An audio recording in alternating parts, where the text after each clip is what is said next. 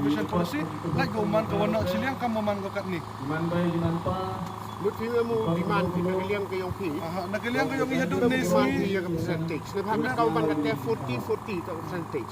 Karuhil siya 40%. Kasi jante yung 40%, 20% semua dia ke orders mo, including OBC, ki order by work drugs, dan ki general tribe, ki general cash. Good team ba ambo ki percentage. adon ni singi ikajing duwahay kamo OMP ban yang haju wato mau review. Ya gani ka reservation policy in term of population.